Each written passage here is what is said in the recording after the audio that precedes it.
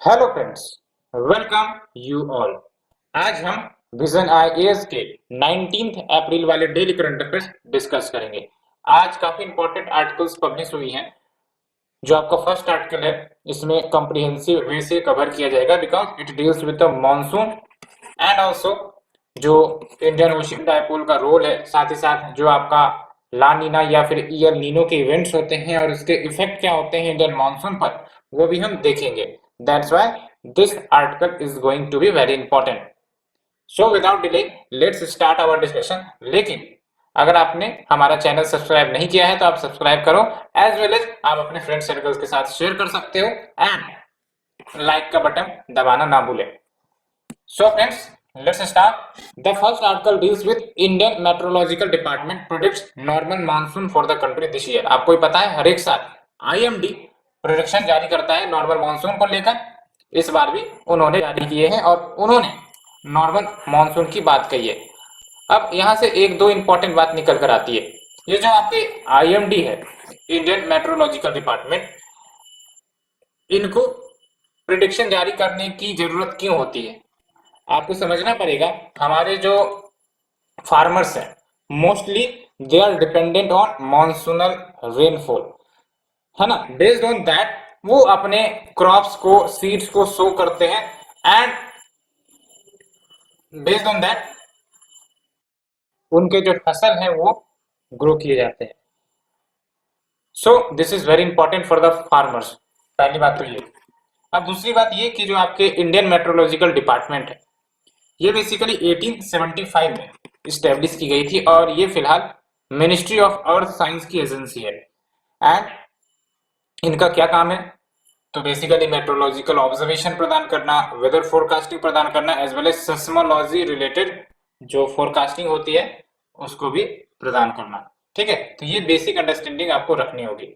But before that we move to the syllabus. When we talk about syllabus, तो आप देख सकते हो इंपॉर्टेंट जियोफिजिकल फेनोमेना एंड यहाँ पर आपका मॉनसून कवर हो जाएगा। क्लाइमेट से आप लिंक कर सकते हो। ठीक है, सो देख सकते हो as per the IMD quantitatively जो मॉनसून सीजनल रेनफॉल होगी जून से लेकर सितंबर के पीरियड के लिए likely to be 99% of the long period average. ये जो लॉन्ग पीरियड एवरेज है ना, ये बेसिकली एक बेंचमार्क होता है, ठीक है, जिसके माध्यम से हम मेजर करते हैं कि हमारे देश में जो रेनफॉल होगी वो नॉर्मल होगी या फिर एबनॉर्मल होगी, उस आधार पर। ठीक है, और एलपीए की बात करें तो एक प्रकार से इसको समझने के लिए एक एग्जांपल लेते हैं। लेट्स से कि कोई एरिया है, ठीक है, एंड उस एरिया पर जो एवरेज रेनफॉल हमें देखने को मिली फॉर द लास्ट 30 ईयर्स, उसको हमने निकाला। Let's say 100 centimetre of rainfall हुआ, एग्जांपल की बात कर रहे हैं। एंड जो करंट पार्टिकुलर इंटरवल, जैसे फॉर एग्जांपल कोई मंथ के ले ले या फिर कोई पार्टिकुलर सीजन के ले ले, यहाँ पर देख सकते हो जून से सितंबर का लिया जाता है। तो लेट्स से कि जून से सितंबर के पीरियड में अगर मेजर किया गया फॉर द करंट ईयर, जो रेनफॉल है वो आपका 50 सेंटीमीटर हुआ। ठीक है, तो इसका मतलब एलपीए क्या हो गया आपका 50%। तो इसका मतलब कहीं ना कहीं जो रेनफॉल होगी वो 50% कम होने वाली है। तो ये बेसिकली एक बेंचमार्क होता है जिसके माध्यम से हम मेजर करते हैं अपने रेनफॉल को, and based on that we declare कि नॉर्मल मानसून रहेगी या फिर एबनॉर्मल मानसून रहेगी। ठीक है, तो यही है आपका एलपीए एंड ये बेंचमार्क की तरह एक्ट करता है while forecasting the quantitative rainfall for that region for a specific month या फिर सीजन। तो यहाँ पर तो आईएमडी बेसिकली मानसून के लिए प्रिडिक्ट करता है और मानसून का पीरियड आपको ही पता है, अगर देखा जाए तो जून से सितंबर या अक्टूबर का पीरियड रहता है। और आपको पता होगा मानसून की ही बात अगर हम करें तो सबसे पहला एंट्री मानसून कौन से स्टेट में लेता है? तो जो केरला है वहां पर सबसे पहली एंट्री होती है, आपको ही पता है। और ये जो आपके मानसून विंड होते हैं और कुछ नहीं बल्कि साउथ वेस्ट विंड ही होते हैं। ठीक है, साउथ वेस्ट कैसे मेजर करते हैं तो देख सकते हो ये साउथ से आ रहा है और वेस्ट से आ रहा है, दैट्स व्हाई ये साउथ वेस्ट विंड हो जाती है। ठीक है, तो ये होती है। और उसके बाद हम आईओडी के बारे में भी जानेंगे, साथ ही साथ ईएनएसओ के बारे में भी जानेंगे। तो पहली बात तो ये कि ये जो आपका एलपीए निकाला गया, रियलाइज्ड रेनफॉल ऑफ एलपीए, है ना, बेस्ड ऑन दैट हम कैटेगरी सेट करते हैं। जैसे फॉर एग्जांपल अगर realised rainfall of LPA more than 60% है तो हम इसे लार्ज एक्सेस कैटेगरी में रखते हैं। अगर 20 से 59% है तो एक्सेस कैटेगरी में रखते हैं। -19 से 19% है तो नॉर्मल कैटेगरी में रखते हैं। एंड देख सकते हो -59% से -20% है तो फिर ये डेफिशिएंट कैटेगरी में आ जाएगा। एंड -99% से -60% के कैटेगरी में अगर आता है तो इसे हम लार्ज डेफिशिएंट कह सकते हैं। तो आप देख सकते हो ये सब आपका एलपीए के आधार पर कैटेगराइज की जाती है। यहाँ पर आपको ध्यान रखना है +99% है, यहाँ पर माइनस नहीं है। माइनस होते तो फिर तो लार्ज डेफिशिएंट कैटेगरी में आ जाती ना। तो ये बातें होंगी। तो ये बात यहाँ पर कही जा रही है large excess, excess, normal, deficient, large deficient rainfall, ये सब कैटेगरीज है रेनफॉल की जो यूज की जाती है to describe the realised rainfall. Realised rainfall यानी कि जो एक्चुअली रेनफॉल होने वाली है, ठीक है। तो ये बातें होती है। अब इंपॉर्टेंट बात ये है कि Indian monsoon is not free from challenges, क्योंकि we have the two global event जो इंडियन मानसून को प्रोवाइड इफेक्ट करती है, ठीक है। Based on that Indian monsoon positive रहेगा या नेगेटिव रहेगा वो डिसाइड होता है। एक है आपका इंडियन ओशियन डाइपोल, है ना। डाइपोल का मतलब क्या हुआ, 2 पॉइंट्स। उसको समझने के लिए एक एग्जांपल हम देखेंगे मैप के माध्यम से। ये आपके सामने देख सकते हो इंडियन ओशियन डाइपोल का पिक्चर है। जब भी हम बात करते हैं इंडियन ओशियन डाइपोल तो इसका मतलब आपको ध्यान रखना है इंडियन ओशियन पर। अब जब हम बात करते हैं इंडियन ओशियन का, लेट्स से कि ये आपका इंडियन ओशियन है, ठीक है। इसके 2 कंपोनेंट है, ईस्टर्न और वेस्टर्न। तो इंडियन ओशियन डाइपोल में 2 फेज आएंगे, एक तो पॉजिटिव फेज आएगा, एक नेगेटिव फेज आएगा। When we talk about positive phase, generally positive phase ही देखने को मिलती है। तो पॉजिटिव फेज में क्या होगा कि जो western portion of the Indian ocean है वो बेसिकली रिलेटिवली वार्मर देखने को मिलेंगे as compare to the normal, and जो eastern portion of the Indian ocean है वो रिलेटिवली कूलर देखने को मिलेगा देन द नॉर्मल। तो इसका मतलब क्या होगा कि जो आपके मॉनसूनल विंड्स है वो वेस्टर्न इंडियन ओशियन की तरफ ज्यादा आकर्षित होंगे। एंड एक बार ये monsoonal wind western Indian ocean की तरफ ज्यादा आकर्षित हो गए तो फिर जो हमारा लैंड मास है जो कि एक काफी ह्यूज लो प्रेशर एरिया बन चुका है, अगर हम इस मंथ के टेम्परेचर को कंपैरिजन करेंगे तो जाहिर सी बात है वो फिर वहां से अट्रैक्ट हो जाता है toward the Indian land mass and ultimately we get sufficient rainfall, heavy rainfall, ठीक है। तो ये होता है आपका पॉजिटिव फेज। यहाँ पर आप देख सकते हो ये है आपका इंडिया का मैप और ये है आपका वेस्टर्न इंडियन ओशियन, ये है आपका ईस्टर्न इंडियन ओशियन, ठीक है। तो इंडियन ओशियन डाइपोल के पॉजिटिव फेज में क्या हो रहा है कि जो वेस्टर्न पोर्शन है वो ज्यादा हॉट हो गई है, ज्यादा टेम्परेचर इसका हो गया है। तो अल्टीमेटली जो भी आपके मॉनसूनल विंड्स है वो इस लो प्रेशर रीजन में ज्यादा आकर्षित होंगे, ठीक है। बिकॉज जाहिर सी बात है air is attracted towards low pressure region, ठीक है। तो ये इधर ज्यादा अट्रैक्टिव हो जाएंगी। तो जो मॉनसूनल विंड है जो कभी इधर शिफ्ट होती थी, ठीक है, लेकिन अब चूंकि इधर टेम्परेचर ज्यादा होने के कारण इधर शिफ्ट हो जाएंगी यानी कि वेस्टर्न इंडियन ओशन की तरफ शिफ्ट हो जाएंगी। तो अल्टीमेटली जो ये वाला रीजन है it will get more rainfall as compare to the normal, and जाहिर सी बात है इंडिया पर भी पॉजिटिव असर पड़ेगा। बिकॉज जैसे ये इधर की तरफ जाती है तो जो कोरियोलिस फोर्स है वो एक्ट करता है अल्टीमेटली, तो जो हमारा विंड है वो आपका साउथ वेस्ट विंड बन जाता है, साउथ वेस्ट मानसूनल विंड। ये तो आपने सुना भी होगा, लेकिन इसके रिवर्स भी तो हो सकता है। रिवर्स का मतलब ये हुआ कि आपका वार्मर हो जाएगा, ये कोल्डर हो जाएगा। तो वार्मर और कोल्डर, और अगर आपका ईस्टर्न इंडियन ओशियन वार्मर हो जाता है तो जो मानसूनल विंड है वो इधर की तरफ आकर्षित हो जाएंगे यानी कि ईस्टर्न इंडियन ओशियन की तरफ आकर्षित हो जाएंगे। तो अल्टीमेटली मानसून डेफिशिएंट देखने को मिल सकता है इंडिया में, है ना। तो ये बातें हैं। तो इंडियन ओशियन डाइपोल के positive phase, negative phase. Positive phase हमारे लिए बेटर होते हैं, नेगेटिव फेज कहीं ना कहीं हमारे लिए खराब होते हैं। तो ये आपका इंडियन ओशियन डाइपोल, होप आपको ये अंडरस्टैंडिंग हो गई होगी। अब यही एक है आपका नॉर्मल सिचुएशन में, एक होगा आपका जब हम बात करते हैं ईएल नीनो इवेंट की। तो ईएल नीनो इवेंट का लिंक जो है आपका पैसिफिक ओशियन से लेकर है। कैसे, आपको पता है कि नॉर्मल ईयर में क्या होता है, ये जो आपका ईस्टर्न पैसिफिक है रिलेटिवली कोल्डर होते हैं, है ना। यहाँ पर जो टेम्परेचर होगा वाटर का वो कोल्ड रहता है, और जो वेस्टर्न पैसिफिक के टेम्परेचर होते हैं, मैं सदर्न पोर्शन की बात कर रहा हूँ, ये है आपका सदर्न पोर्शन, ठीक है, सदर्न हेमिस्फीयर। तो यहाँ पर आपका रिलेटिवली जो टेम्परेचर होता है वो हाइयर होता है, ठीक है। लेकिन जब हम बात करते हैं ईयर नीनो सिचुएशन में तो ये जो कंडीशन है ना पूरी तरह से रिवर्स हो जाती है। यहाँ पर आपका वार्मर टेम्परेचर आ जाएगा और यहाँ पर आपका कोल्डर टेम्परेचर आ जाएगा। तो जिसके कारण क्या होगा कि सारे के सारे जो मानसून विंड है ना वो इधर ना जाके इधर की तरफ आकर्षित हो जाएंगे, ठीक है। तो यहाँ पर आपका रेन डेफिसिट हो जाएगा और यहाँ पर रेन सरप्लस हो जाएगा। और बिकॉज ऑफ दैट इसका इफेक्ट इंडियन मानसून पर भी पड़ता है, बिकॉज अगर ये आपका रिलेटिवली कोल्डर रीजन हो जाता है तो इसके विपरीत जो इंडियन ओशियन का टेम्परेचर है वो भी प्रभावित होता है इन सच वे कि वो जो है डेफिसिट मानसून भारत में लेकर आएगा। तो this is the example of year Nino, जहां पर आपका कहीं ना कहीं जो मानसूनल रेनफॉल है वो इंडिया में डेफिसिट का कारण बन जाती है ना। तो hope you understood all these two events, it is very very important, ये तो क्वेश्चन भी आते हैं, ठीक है। तो फ्रेंड्स इसे हमने डिस्कस किया, टाइम थोड़ी सी ज्यादा हो गई, लेकिन होप कि आप इसको समझ गए होगे अच्छे से। और ये जो आपका ईएनएसओ है, बेसिकली ईएनएसओ वही है आपका सदर्न ओसिलेशन, यानी कि जो आपका ईयर नीनो इवेंट आएगा, फिर 2-5 साल के बाद लानीना का इवेंट आएगा, तो ये जो आपका ओसिलेशन होते रहता है from El Nino to La Nina, from La Nina to El Nino, इसी को हम कहते हैं सदर्न ओसिलेशन, ठीक है, ओसिलेट होते रहता है। तो ये है आपका ईएनएसओ। तो ईएनएसओ इज ए पीरियोडिक फ्लक्चुएशन। और हाँ, ये भी मैंने आपको ना बताया अभी तक कि जो ला नीना है ये जस्ट अपोजिट होता है ईयर नीनो का, यानी कि ईयर नीनो में तो चलो डेफिसिट रेनफॉल भारत को मिलेगा, लेकिन ला नीना में क्या होता है, भारत को सरप्लस रेनफॉल मिल सकता है, ठीक है। तो ये हो गया आपका ला नीना।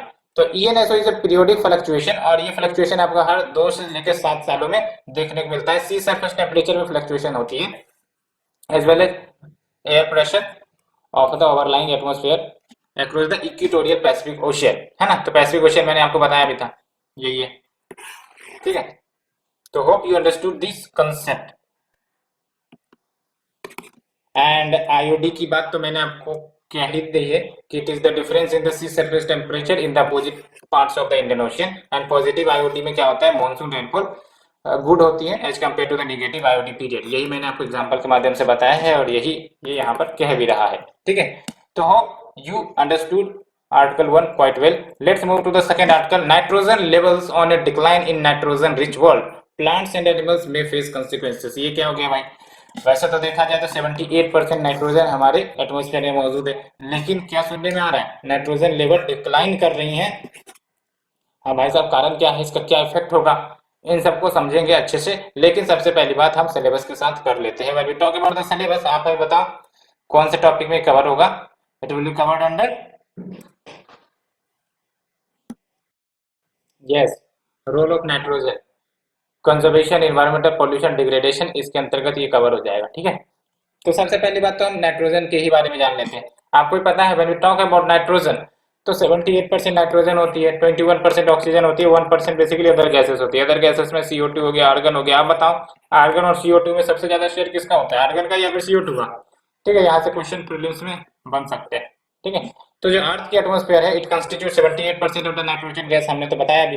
और गैसियस फॉर्म में अगर नाइट्रोजन को देखें तो ये कलरलेस है, ऑर्डरलेस है। आप हमें बताओ, इसको ऑब्जर्व आप आसानी से कर सकते हो। एटमॉस्फेयर में हम लोग हमेशा रहते हैं, है ना, अभी भी हम बैठे हुए हैं, and we are inhaling oxygen, ठीक है।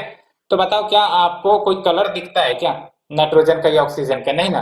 तो ऑक्सीजन हो या नाइट्रोजन हो, कलरलेस है, ठीक है। क्या आपको कोई सुगंध देखने को मिलती है, टेस्टी सुगंध देखने को मिलती है, नहीं देखने को मिलती है। तो इसका मतलब क्या है, ऑर्डरलेस। तो this is the real example, आप रियलिटी से मैच करवा सकते हो, ठीक है। तो आपको कभी याद करने की जरूरत नहीं होगी।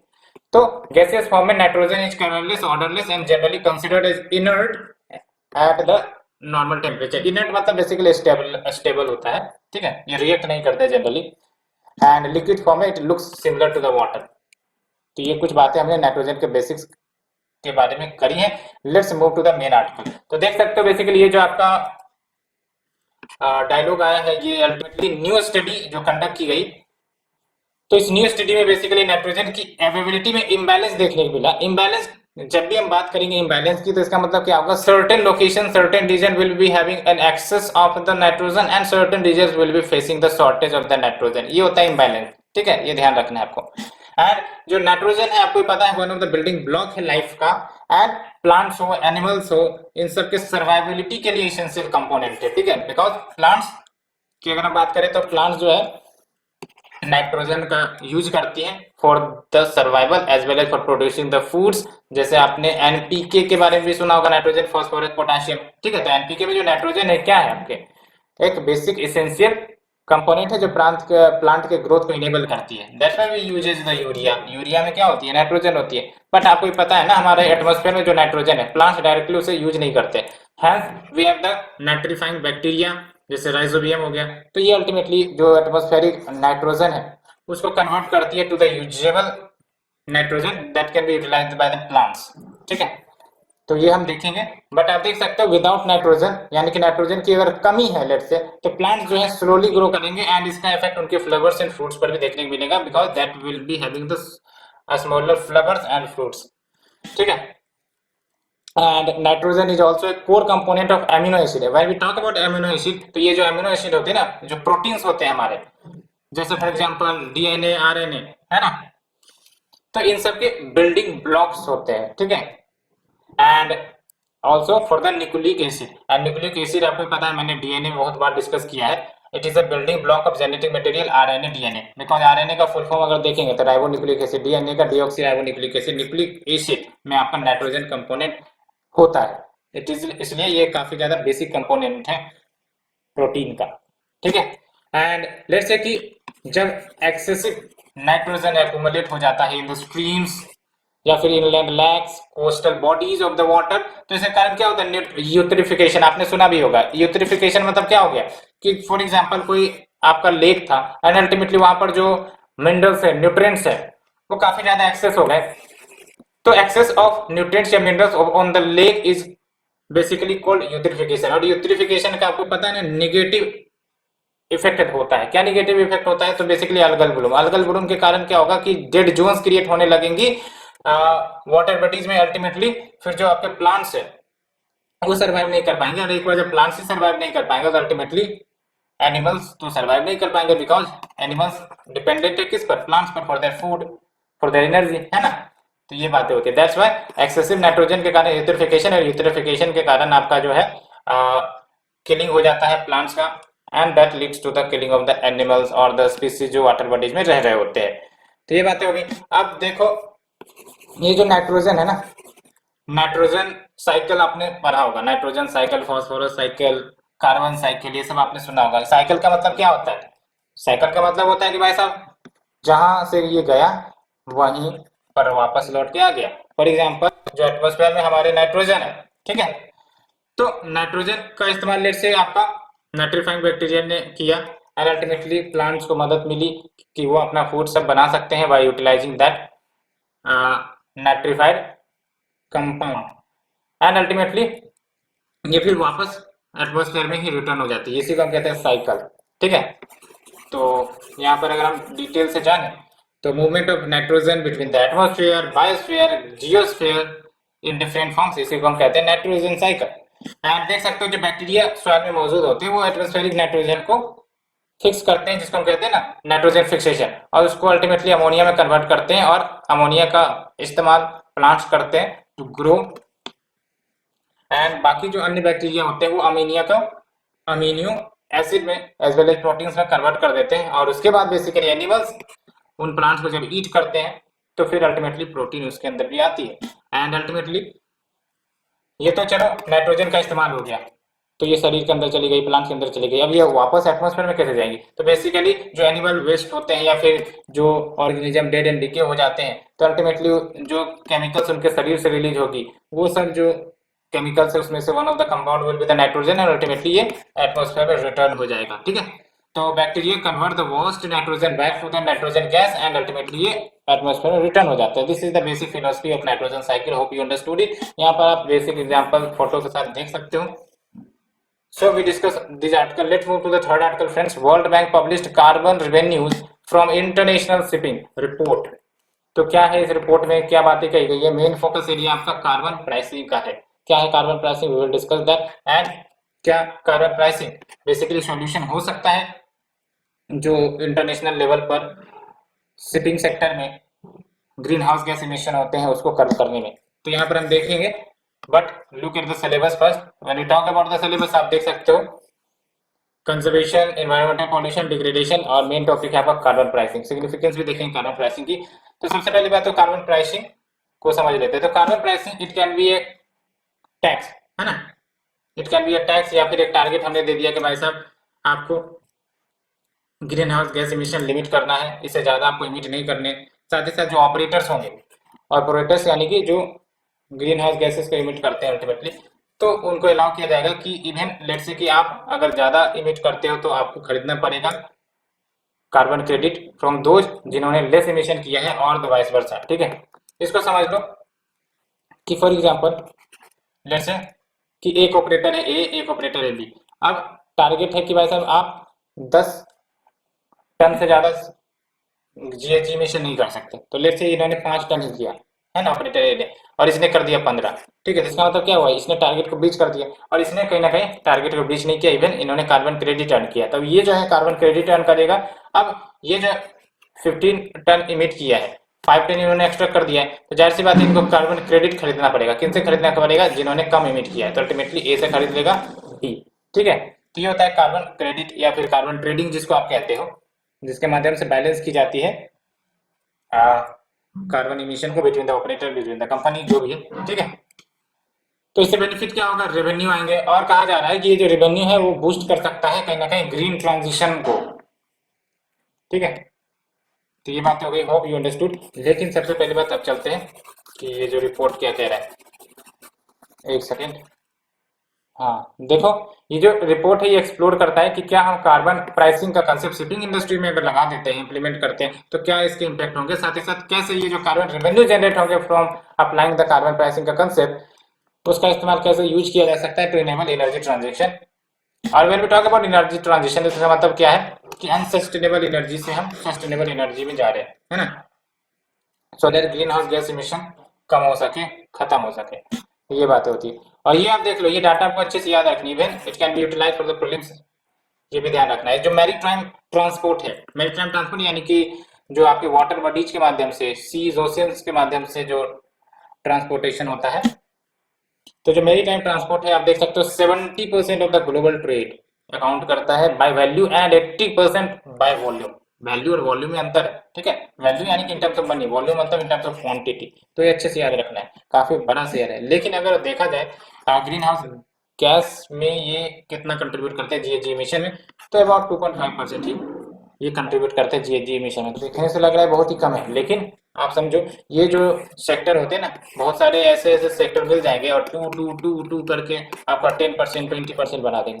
तो जाहिर सी बात है हर एक सेक्टर पर हमें काम करना पड़ेगा। आने वाले समय में इमिशन हो सकता है और बढ़ जाए, इसलिए हमें हर एक सेक्टर पर काम करना पड़ेगा। देख सकते हो, जब हम बात करते हैं इंटरनेशनल मैरीटाइम ऑर्गेनाइजेशन की, तो ये बेसिकली कुछ मेजर्स लेना चाह रही है सो दैट इनके जो टारगेट्स है जो इन्होंने रख रखे हैं initial green house gas strategy में, दैट एम्स कि जो ग्रीन हाउस गैस इमिशन है फ्रॉम द शिपिंग सेक्टर उसको कट करना है bye at least 50% from the 2008 level by 2050। तो ये टारगेट भी इंपॉर्टेंट है और ये जो डाटा है मेरीटाइम ट्रांसपोर्ट को लेकर, ये दोनों बहुत ही ज्यादा इंपॉर्टेंट है।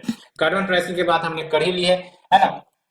बेनिफिट क्या होगा अगर हम कार्बन प्राइसिंग यूज करेंगे, तो जाहिर सी बात है रेवेन्यू तो जनरेट होंगी, और इस रेवेन्यू का इस्तेमाल बेसिकली उन देशों में किया जा सकता है who have the lower ability to address the climate change or the shipping emission, and यानी कि फाइनेंशियल मोबिलाइजेशन हो सकेगा एक प्रकार से कहो ये। एंड साथ ही साथ it will also help in decarbonisation of the shipping industry. Of course कैसे, तो जीरो कार्बन वेसल्स के डेवलपमेंट को सपोर्ट करके या फिर जीरो कार्बन फ्यूल्स।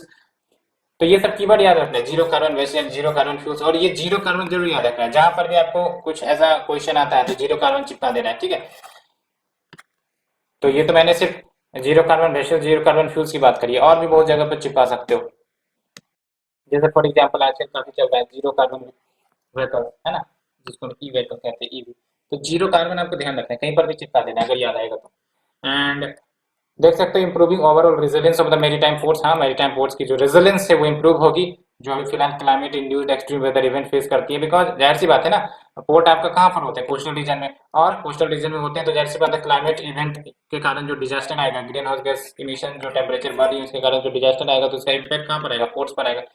तो जब ये हम ग्रीन हाउस गैस के लेवल को कम कर देंगे तो जाहिर सी बात है जो हमारे मेरीटाइम पोर्ट्स हैं उनकी रेजिलियंस भी बढ़ जाएगी, ठीक है। बिकॉज ये अभी फिलहाल climate induced extreme weather event face करते हैं, कंजेशन फेस करते हैं, पुअर डिजिटलाइजेशन है या फिर लैक ऑफ स्किल्ड वर्कर्स है, तो कहीं ना कहीं इन सब में भी सुधार आ सकती है।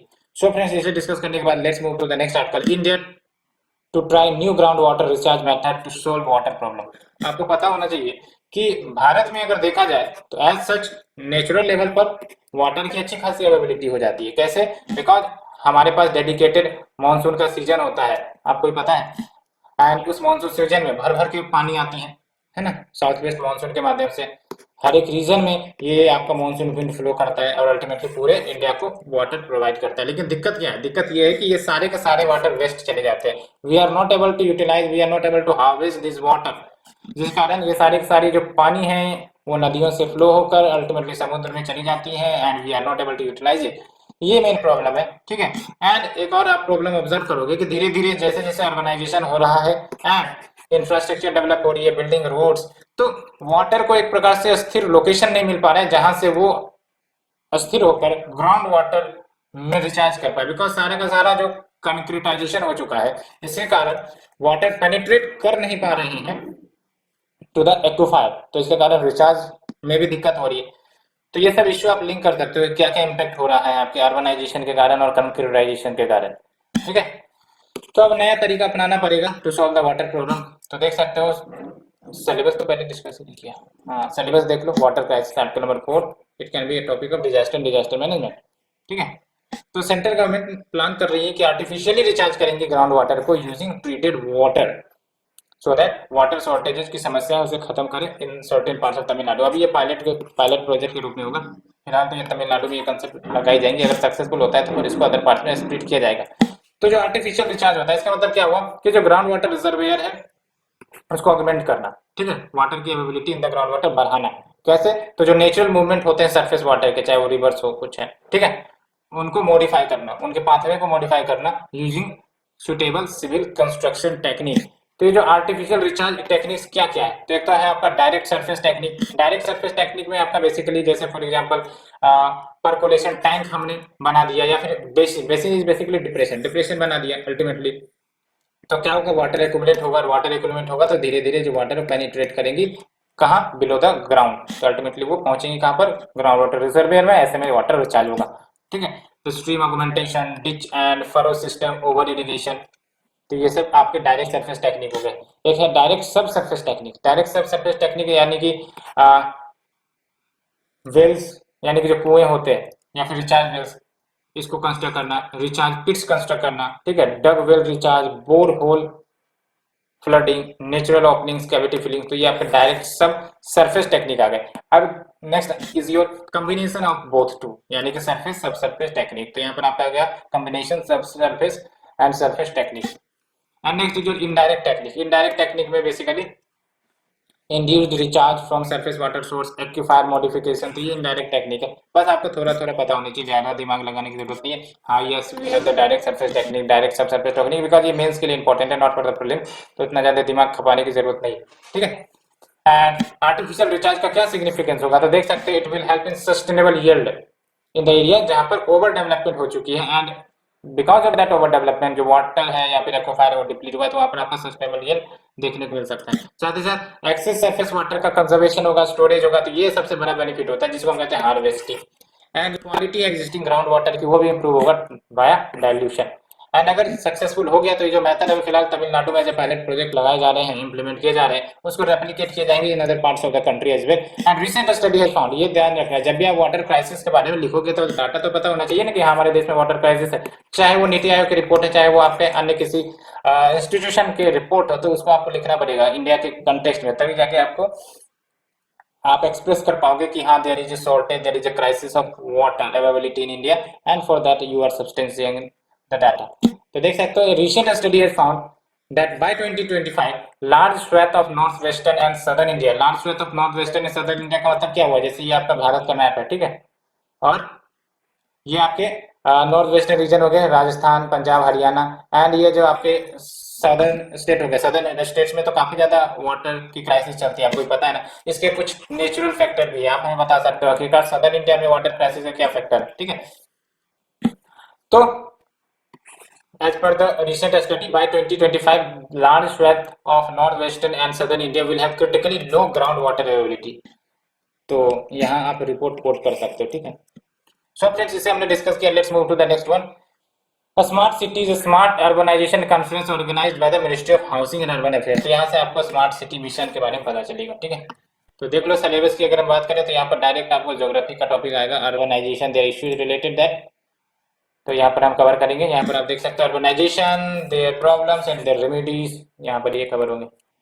तो इस कॉन्फ्रेंस के दौरान क्या क्या की लॉन्चेज हुए हैं, तो पहली बात तो virtual lab for collaboration on urban transformation in partnership between smart cities mission and world economic forum. और इसका ऑब्जेक्टिव क्या होगा कि जो इमर्जिंग टेक्नोलॉजी एंड इनोवेशन है उसको लेवरेज किया जा सके, लेवरेज यानी कि उसका फायदा उठाया जा सके।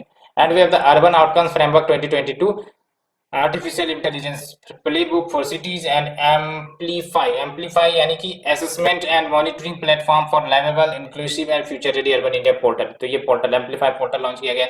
तो बेसिकली आपको इसमें क्या याद रखना है, आपको याद रखना है क्या क्या लॉन्च किए गए, जैसे for example urban outcomes framework 2022 या फिर amplify, it is all outcome of the conference of what smart cities smart urbanisation conference, ठीक है।